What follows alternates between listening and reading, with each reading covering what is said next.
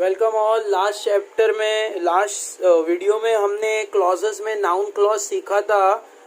This video we will see about adjective clause. Adjective clause क्या होता है, तो कुछ तो हमें बेसिक कॉन्सेप्ट जैसे एडजेक्टिव क्लॉज के बारे में ये मालूम होना चाहिए कि जो एडजेक्टिव क्लॉज जो है वो एडजेक्टिव का रोल प्ले करता है सेंटेंस में एज अ क्लॉज। तो यहाँ पे the adjective clause does the work of an adjective. तो हमें एडजेक्टिव मालूम होना चाहिए। सबसे पहला एडजेक्टिव क्या होता है? एडजेक्टिव होता है विशेषण। विशेषण मतलब जो किसी भी नाउन या प्रोनाउन की विशेषता बताता है तो उसको हम एडजेक्टिव बोलते हैं। तो वैसे अगर पर्टिकुलर सेंटेंस होगा जो किसी नाउन या प्रोनाउन के बारे में पूरा फ्रेज या पूरा क्लॉज होगा, सेंटेंस होगा, उसको हम एडजेक्टिव क्लॉज बोलेंगे। तो that means the adjective clause do the work of adjective। adjective मतलब विशेषता, विशेषण। तो वो विशेषता बताएगा नाउन या प्रोनाउन की। वैसे यहाँ पे जो सेंटेंस होगा मतलब ग्रुप ऑफ वर्ड होगा वो नाउन या प्रोनाउन के बारे में क्वालिफाई करेगा, मतलब उसकी विशेषता बताएगा। तो ऐसे ग्रुप ऑफ वर्ड्स को हम एडजेक्टिव क्लॉज बोलेंगे। इसका मतलब बहुत इंपॉर्टेंट थिंग है कि हमेशा मेन क्लॉज के अंदर नाउन या प्रोनाउन दिया हुआ रहेगा। तो मेन क्लॉज में नाउन या प्रोनाउन दिया हुआ रहेगा, उसी की विशेषता आगे का जो रिमेनिंग सेंटेंस है मतलब सबऑर्डिनेट क्लॉज वो करेगा। तो अगर हमने स्टार्ट से मेरा लेक्चर नहीं देखा है तो you will find little bit problem in understanding. इसीलिए सबसे पहले जो इसके पहला जो वीडियो है वो हमारी प्लेलिस्ट में जाके you have to check it and see that video. तो फिर ये वाला video you can understood it easily. तो यहाँ पे क्योंकि उससे लिंक है, ज्वाइन है ये वीडियो, उसमें मैंने नाउन क्लॉज सिखाया था एज वेल एज सेंटेंस को मेन क्लॉज, सबऑर्डिनेट क्लॉज कैसे डिवाइड करते हैं वो सिखाया है। तो फिर उसके बाद ये उसका नेक्स्ट पार्ट है, सेकंड पार्ट है वीडियो का। तो there will always be a noun और a pronoun in a main clause. Main clause में हमेशा नाउन और प्रोनाउन अवेलेबल होगा जिसकी विशेषता सबऑर्डिनेट क्लॉज करेगा। सबऑर्डिनेट क्लॉज मतलब आगे जो ग्रुप ऑफ वर्ड्स रहेंगे वो नाउन और प्रोनाउन के बारे में डिस्क्राइब करेंगे, मतलब उसको क्वालिफाई करेंगे। तो इसीलिए उसको हम एडजेक्टिव क्लॉज बोलते हैं। तो नंबर वन थिंग हमें जो क्लॉज है वो समझना है कि वो एडजेक्टिव का रोल प्ले करना चाहिए। That means it is an adjective clause. There will be subordinate clause, subordinators like मतलब जो ज्वाइनिंग वर्ड्स हो गए जैसे हु, whom, which, that, यहाँ से सबऑर्डिनेट क्लॉज स्टार्ट होगा। ये सारे सबऑर्डिनेटर है। सबऑर्डिनेटर उसको बोलते हैं जो दो सेंटेंस को ज्वाइन करते हैं। तो यहाँ से हमें स्टार्ट करना है subordinate clause, who, whom, which और that। To find the adjective clause, ask the question to the noun or pronoun in the main clause। अगर हमें ये कंफर्म करना है कि हमारा क्लॉज जो है वो एडजेक्टिव क्लॉज है तो हमें मेन क्वेश्चन को, मेन क्लॉज को हमें क्वेश्चन करना रहेगा हु, whom, which। तो अगर हमें रिप्लाई मिल रहा है प्रॉपरली सबऑर्डिनेट क्लॉज में, that means it is an example of adjective clause. तो ऐसे हमें एडजेक्टिव क्लॉज को पहचानना है। तो let us begin and see some example. Example से हमें समझ में आ जाएगा क्लियरली कि how to find adjective clause. Let us see this first example. All that glitters is not gold। All that glitters is not gold। तो यहाँ पे all जो है all यहाँ पे all as well as is not gold, ये जो है जो मैंने अंडरलाइन किया है ये मेन क्लॉज है। all is not gold ये मेन क्लॉज है। सबऑर्डिनेट क्लॉज क्या है? सबसे पहले तो हमें सेंटेंस को डिवाइड करने आना चाहिए। तो जो अंडरलाइन किया है वो मेन क्लॉज है और जो बचा हुआ है जो अंडरलाइन नहीं किया है दैट ग्लिटर्स, ये है दैट ग्लिटर्स, ये है सबऑर्डिनेट एडजेक्टिव क्लॉज। क्यों? कि ये दैट ग्लिटर्स जो है वो गोल्ड के बारे में बता रहा है। तो गोल्ड के बारे में, गोल्ड यहाँ पे नाउन है, नाउन के बारे में बता रहा है दैट ग्लिटर्स, तो वो होगा एडजेक्टिव क्लॉज, क्योंकि ये नाउन को क्वालिफाई कर रहा है, नाउन को डिस्क्राइब कर रहा है, तो ये है सबऑर्डिनेट एडजेक्टिव क्लॉज। इसका मतलब all is not gold, main clause. और कैसे हमें आंसर लिखना है, यहाँ देख सकते हैं, ऑल इज नॉट गोल्ड, ये रहेगा मेन क्लॉज। दैट ग्लिटर्स, ये रहेगा सबऑर्डिनेट एडजेक्टिव क्लॉज। अगर हमें यहाँ पे रीजन लिखना है तो हम रीजन भी लिख सकते हैं। सबऑर्डिनेट एडजेक्टिव क्लॉज एज, आगे लिखना है, एज इट क्वालिफाइज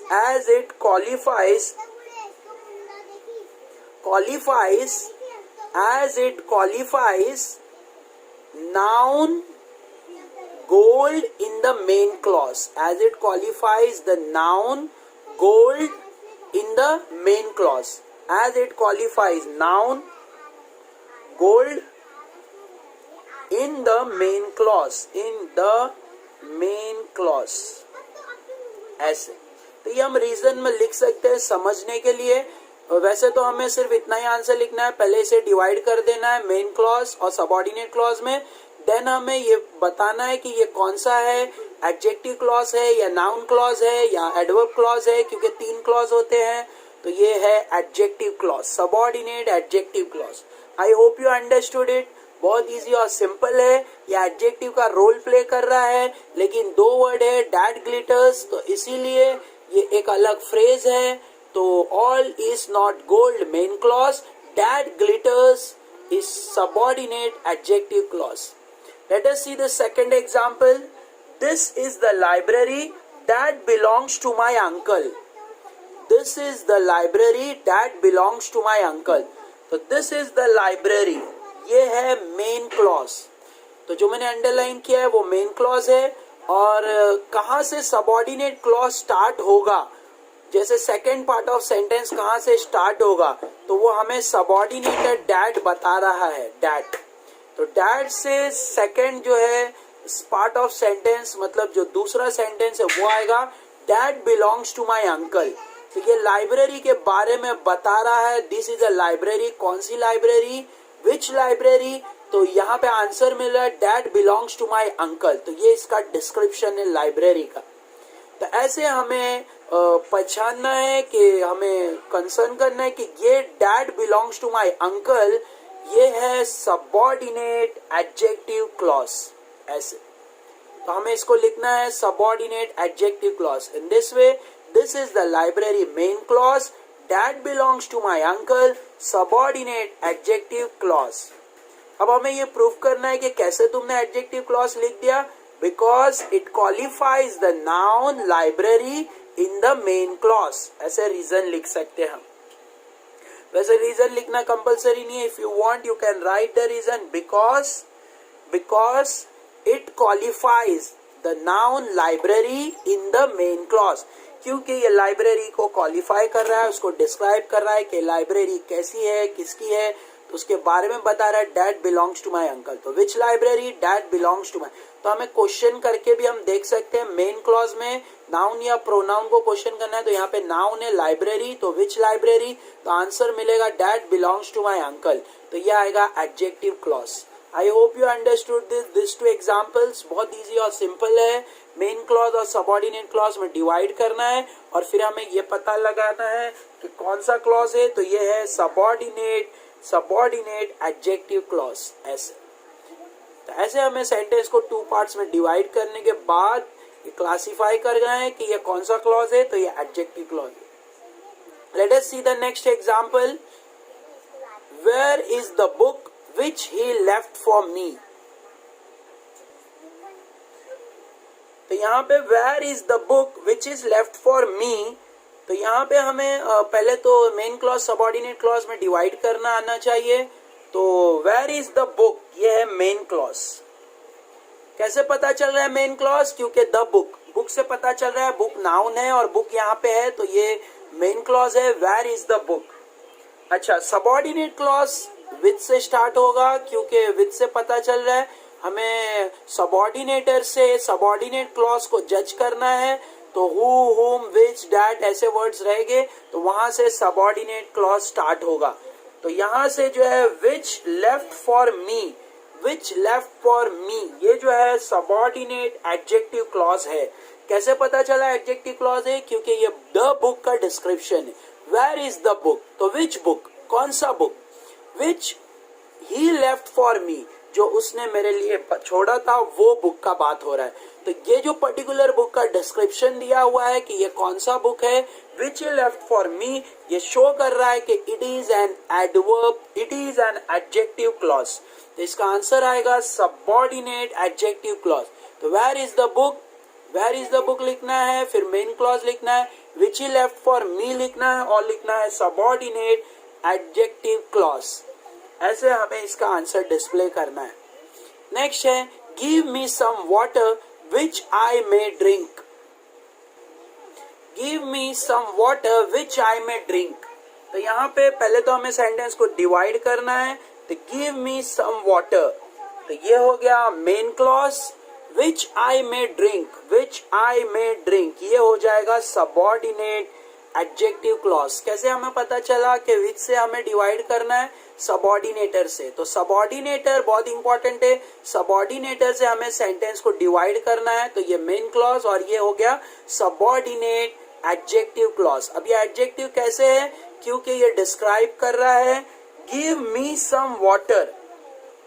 तो यहाँ पे गिव मी सम वाटर मतलब कौन सा पानी मांगा जा रहा है उसका डिस्क्रिप्शन आगे दिया है, विच आई मे ड्रिंक, जो मैं पी सकूं, मतलब पीने वाला पानी चाहिए। तो ऐसे वाटर का डिस्क्रिप्शन है विच आई मे ड्रिंक। तो जब वाटर का डिस्क्रिप्शन आगे वाला सेंटेंस दे रहा है मतलब वो एडजेक्टिव क्लॉज है, क्योंकि एडजेक्टिव क्लॉज का मतलब ही ये होता है कि वो नाउन और प्रोनाउन को क्वालिफाई करता है, उनकी विशेषता बताता है। तो ये वाटर की विशेषता बता रहा है। तो ऐसे गिव मी सम वाटर, यह आएगा main clause, which I may drink, यह आएगा subordinate adjective clause. In this way we have to solve. I had shown you 4 examples, अलग अलग टाइप के सेंटेंस थे। किसी में मेन क्लॉज स्टार्ट और लास्ट में था, किसी में मेन क्लॉज क्वेश्चन फॉर्म में है। तो सारों का solution I had shown you. I hope you understood it very well. Let us go further and see the next clause. So this is our adverb clause. तो this is our last clause, क्योंकि हमने last video में noun clause study किया था और इस वीडियो में हम एडजेक्टिव क्लॉज और एडवर्ब क्लॉज देख रहे हैं। तो this is our adverb clause.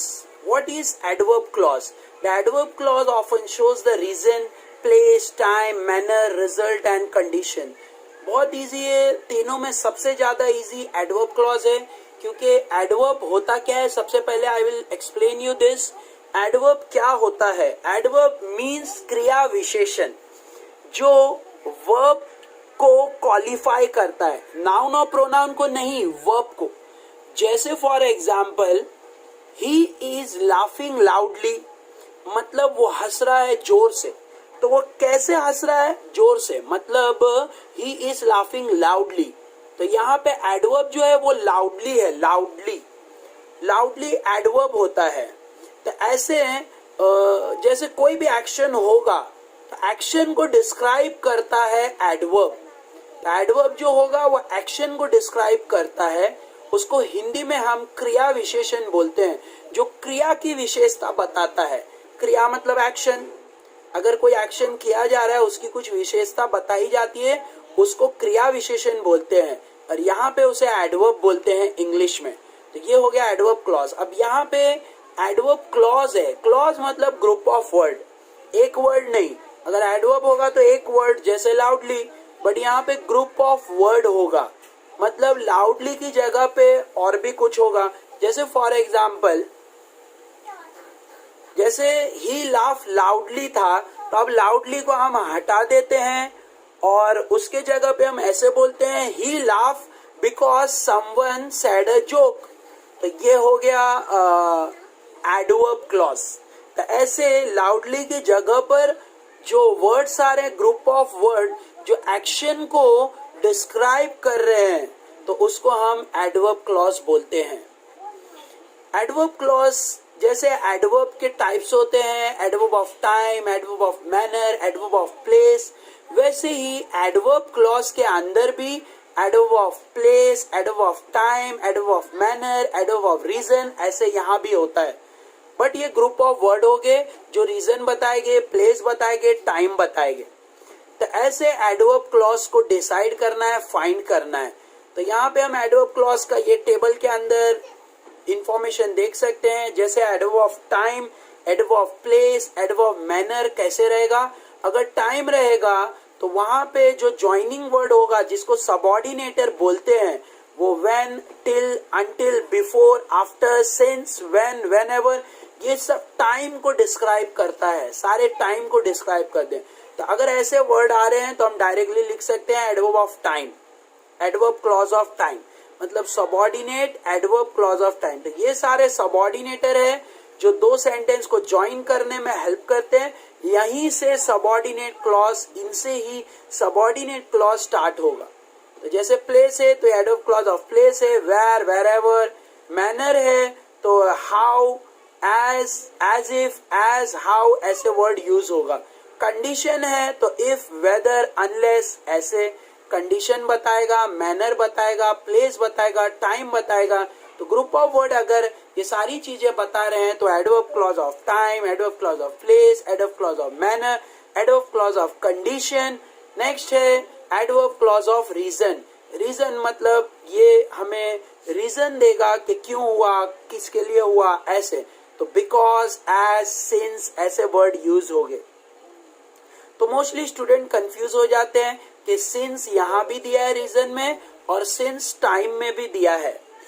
तो हमें सिंस ऐसे नहीं है कि सिंस आएगा तो टाइम ही रहेगा, ऐसे नहीं, और सिंस आएगा तो रीजन ही रहेगा, ऐसे नहीं। हमें सेंटेंस को रीड कर कर उसकी मीनिंग समझना है कि ये टाइम बता रहा है सिंस, क्या ये सिंस रीजन बता रहा है, मतलब किसी के बारे में रीजन दे रहा है, तब हम इसे क्लियरली डिस्क्राइब कर सकते हैं। जैसे एज यहाँ भी दिया हुआ है और एज यहाँ भी दिया हुआ है मैनर में, तो हमें सेंटेंस देख के बताना होगा कि यहाँ पे मैनर डिस्क्राइब किया जा रहा है, क्या किसी का बहाना मतलब रीजन बताया जा रहा है। अगर बहाना है, रीजन है, तो ये एडवर्ब क्लॉज ऑफ रीजन हो जाएगा। और अगर किसी के बारे में उसका मैनर बताया जा रहा है तो ये एडवर्ब क्लॉज ऑफ मैनर हो जाएगा। In this way we have to solve it. ये बहुत इंपॉर्टेंट पॉइंट है, नोट करना है। तो हमें सेंटेंस की मीनिंग से समझना है। नेक्स्ट है कंसेशन, कॉन्ट्रास्ट, सपोर्ट, दो, ऑल दो, इवन दो आएगा तो ये कंसेशन है, कॉन्ट्रास्ट है, वर्ड यूज करना है। नेक्स्ट है result, adverb clause of result, so that, such that आएगा तो adverb clause of result. Comparison में देन आएगा, एज आएगा तो ये कंपैरिजन है। और adverb clause of purpose, purpose में है जैसे हमारा एम, टारगेट, तो so that, in order that, both, तो ऐसे बोथ इन सबऑर्डिनेट क्लॉज, तो ये दोनों आता है जैसे so that, in order that, subordinate clause ऐसे। तो ये पर्पस है, क्या है पर्पस। तो हमें ऐसे ये पॉइंट्स नोट में रखना है। वैसे mostly time, place, manner, condition और रिजल्ट एग्जाम में आता है, और रीजन, सारी चीजें माइंड में रखना है कि कौन से टाइप का सेंटेंस है तो हम वैसे फॉलो करेंगे। Let us see the example. हम फर्स्ट एग्जाम्पल देखते हैं। Pick out the adverb clause and state the kind. हमें इसमें से एडवर्ब क्लॉज बताना है और उसका काइंड भी बताना है।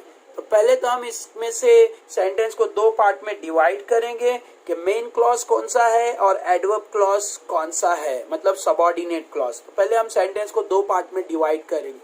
तो यहाँ पे देख सकते हैं, एक चीज इंपॉर्टेंट याद रखना है, क्योंकि ये एडवर्ब क्लॉज होगा तो इसका मतलब जो मेन क्लॉज होगा, मेन क्लॉज कंप्लीटेड, उसमें हमेशा वर्ब होगा, क्योंकि ये वर्ब को डिस्क्राइब करता है, इसीलिए इसको एडवर्ब बोलते हैं।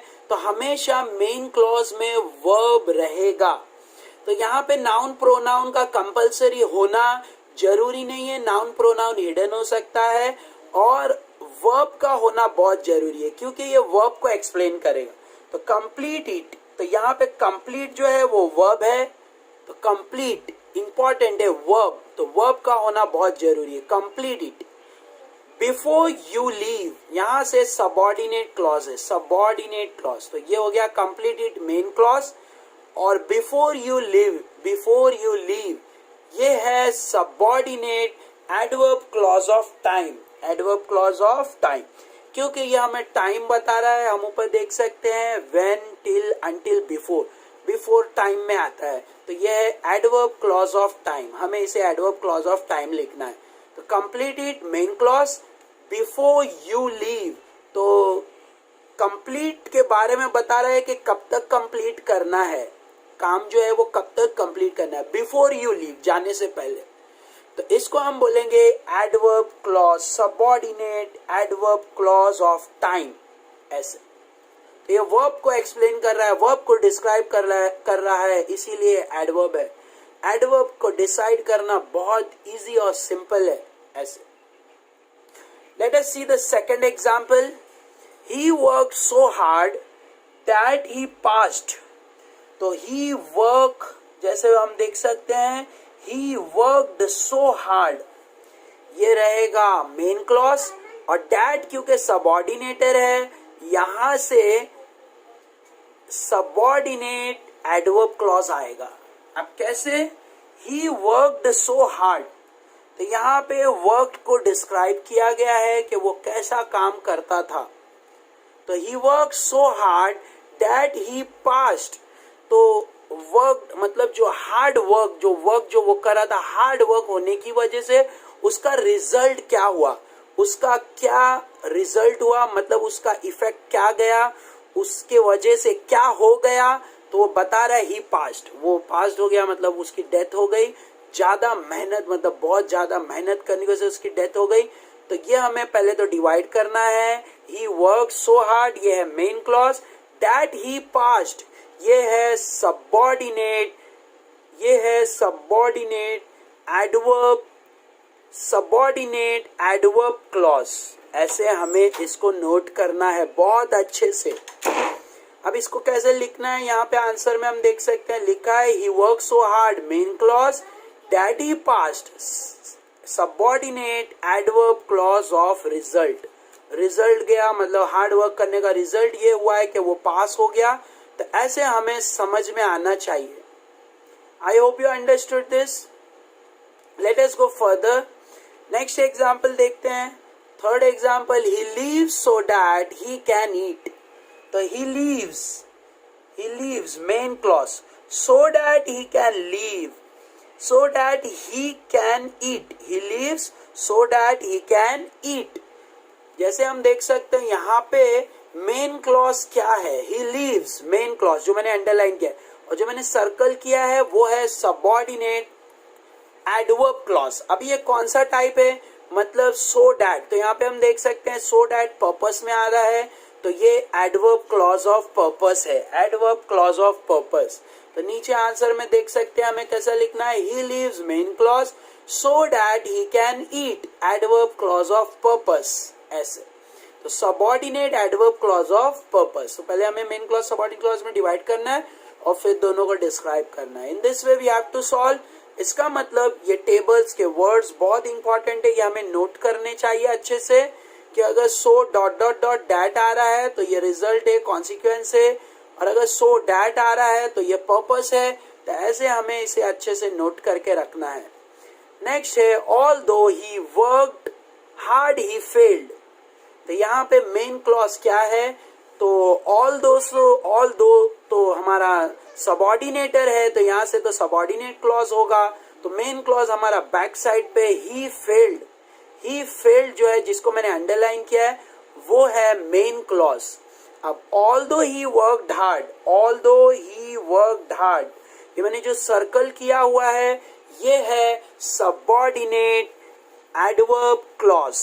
अब ये मुझे पता लगाना है कि ये कौन से टाइप का एडवर्ब क्लॉज है, जैसे adverb clause of time, manner, ये मुझे पता लगाना है। तो इसके लिए मुझे ऑल्दो क्या होता है, इसकी मीनिंग मुझे समझना होगा।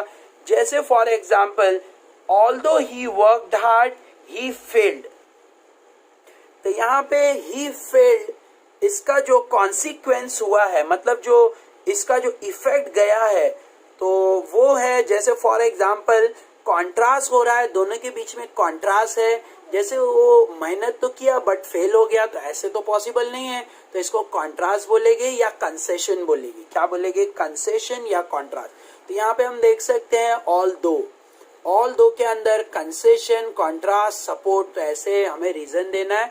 तो देयरफॉर यहाँ पे ये कॉन्ट्रास्ट है, ही वर्कड हार्ड, तो कोई भी वर्क हार्ड करेगा तो वो पास होना चाहिए, बट उसका उल्टा हो गया, वो फेल हो गया, तो एक कॉन्ट्रास्ट है। तो हमें रीजन में लिखना है, पहले तो लिखना है ही फेल्ड मेन क्लॉज, और वो फेल क्यों हुआ, वर्ब को डिस्क्राइब कर रहा है adverb clause. Although he worked hard, तो ये जो वर्क को, उसके जो फेल्ड है, जो वर्ब है, जो क्रिया है, उसको उसकी विशेषता ये बता रहा है, ऑल्दो ही वर्कड हार्ड। तो ये जो रहेगा, ये रहेगा एडवर्ब क्लॉज ऑफ कॉन्ट्रास्ट। ऐसे हमें इसको रीजन देना है। I hope you are getting it. Next, he is taller than his mother. ये तो बहुत इजी है, यहाँ पे कंपैरिजन हो रहा है। ही इज टॉलर, ये मेन क्लॉज है, देन हिज मदर, ये है subordinate adverb clause of comparison. Comparison, than comparison रहेगा। Next, the child goes where his mother goes. ये भी बहुत इजी है। The child goes main clause, main clause को मैं अंडरलाइन कर रहा हूं, और वेयर हिज मदर गोज, ये है सबऑर्डिनेट। वेयर से स्टार्ट होगा, सबऑर्डिनेटर से, वेयर हिज मदर गोज।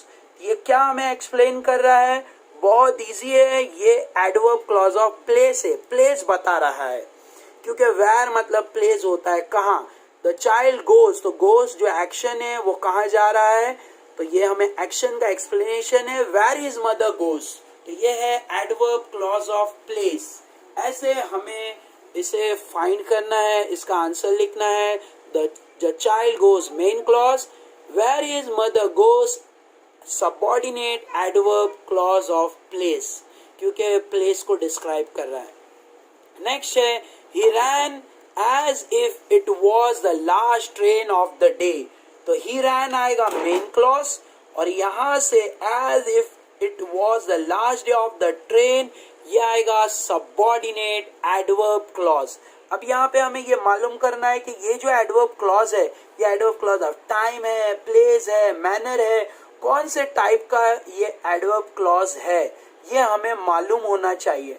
तो यहाँ पे बहुत इजी है, ही रैन, वो क्यों भाग रहा है, कंडीशन क्या है, तो रैन भागने का कंडीशन क्या है, क्योंकि वो अपनी ट्रेन मिस न कर दे। तो एज इफ, इससे पता चल रहा है, तो हम ऊपर देख सकते हैं इसके अंदर से कि एज इफ किधर आ रहा है, तो एज इफ यहाँ पे देख सकते हैं, एज इफ मैनर में आ रहा है ऐसे, एज वेल एज इफ यहाँ पे देख सकते हैं इफ कंडीशन में भी आ रहा है, तो एज इफ या इफ ऐसे। तो यहाँ पे हम क्लियर कर सकते हैं कि जैसे अगर इफ लिख आया है तो हम रीजन में लिख सकते हैं कि उसके कंडीशन है कि उसकी ट्रेन मिस ना हो जाए, इसीलिए वो भाग रहा है। तो दोनों हम रीजन में लिख सकते हैं, और वो क्यों भाग रहा है, उसका जो मैनर बताया है, वो फास्ट इसीलिए भाग रहा है कि ट्रेन, तो ज्यादातर कंडीशन के चांसेस है, क्योंकि ये कंडीशन है, उसकी ट्रेन मिस ना हो जाए, इसीलिए वो फास्ट भाग रहा है ट्रेन पकड़ के। तो यहाँ पे देख सकते हैं, he ran main clause as if it was the last train of the day, ये आएगा, जैसे ये लास्ट ट्रेन है, ये कंडीशन है, इसीलिए वो भाग रहा है, ये उसका आएगा एडवर्ब क्लॉज ऑफ कंडीशन। ऐसे हमें लिखना है इसके रीजन में। नेक्स्ट है, if you work hard you will pass. If you work hard you will pass, यहाँ पे मेन क्लॉज बैक साइड पे दिया है, यू विल पास, ये मेन क्लॉज है। अब यहाँ पे जो वर्ब के बारे में डिस्क्राइब किया गया है, कब पास होगे तुम, पास कब होगे, इसका जो रीजन दिया है, इफ यू वर्क हार्ड, तो ये है सबऑर्डिनेट एडवर्ब क्लॉज ऑफ। जैसे ये पर्टिकुलर हमें पहचानना होगा कि इफ जो है वो क्या बता रहा है, तो यहाँ पे इफ कंडीशन बता रहा है कि कंडीशन क्या है, तो इसको आएगा एडवर्ब क्लॉज ऑफ कंडीशन ऐसे। तो यहाँ पे हम देख सकते हैं क्लियरली, जैसे फॉर एग्जांपल इफ आया है, सिर्फ इफ है, तो ये आएगा एडवर्ब क्लॉज ऑफ कंडीशन। और अगर एज इफ आ रहा है, जैसे हमने पहले ही देखा था एज इफ, तो वो एडवर्ब क्लॉज ऑफ मैनर है। बट सेंटेंस के रीजन से हमें समझना है सेंटेंस से, तो मोस्टली जैसे इसके बेस पे हम इजीली डिसाइड कर सकते हैं, बट किसी किसी में इफ दो जगह पर आता है तो स्टूडेंट कंफ्यूज हो जाता है। तो उसको सेंटेंस की मीनिंग समझकर समझना चाहिए, तो वो इजीली उसको डिसाइड कर सकते हैं। नेक्स्ट है our next example, as she worked hard she passed her IAS exam. जैसे उसने वर्क हार्ड किया तो उसने पास कर लिया IAS एग्जाम, तो she passed her IAS exam. ये आएगा मेन क्लॉज। और एडवर्ब क्लॉज क्या है, तो यहाँ पे एज क्योंकि सबऑर्डिनेटर है, तो एज शी वर्कड हार्ड, ये आएगा subordinate adverb clause of reason. Reason बताया है कि वो कैसे पास हुआ, तो हम देख सकते हैं एज यहाँ पे भी एज है और एज वेल एज रीजन में भी एज है, एज है। तो हमें ये समझना है बहुत अच्छे से कि सेंटेंस की मीनिंग मुझे क्या एक्सप्लेन कर रही है। तो she passed her IAS exam, तो ये मुझे रीजन बता रहा है कि वो कैसे पास हो गया, क्या रीजन है उसका, एज शी वर्कड हार्ड। तो एज या बिकॉज शी वर्कड हार्ड, ऐसे। तो यहां से आएगा एडवर्ब क्लॉज ऑफ रीजन आएगा। नेक्स्ट है लास्ट सेंटेंस, हमारा last example, he started the work when his mother arrived. He started the work, ये आएगा मेन क्लॉज। और ये तो बहुत इजी है, व्हेन आ रहा है तो व्हेन हमेशा टाइम बताता है। व्हेन हिज मदर अराइव्ड, तो व्हेन से टाइम आता है, हमने ऊपर ही स्टडी किया, व्हेन टाइम के लिए आएगा। इसका मतलब व्हेन हिज मदर अराइव्ड, इसका आंसर आएगा subordinate adverb clause of time. Subordinate adverb clause of time. I hope you understood this. ऐसे हमने बहुत सारे सेंटेंस, सारे टाइप के सेंटेंसेस यहाँ पे एग्जाम्पल में हमने सॉल्व किए हैं। सारे sentence you should write in your notebook and try to solve these sentences. Even you should try the extra sentences from different exercise available on the website online. You can try it, or if you have any doubt you can write me in the comment box. Thank you for watching. Don't forget to subscribe, share with your friends. Thank you all. Take care.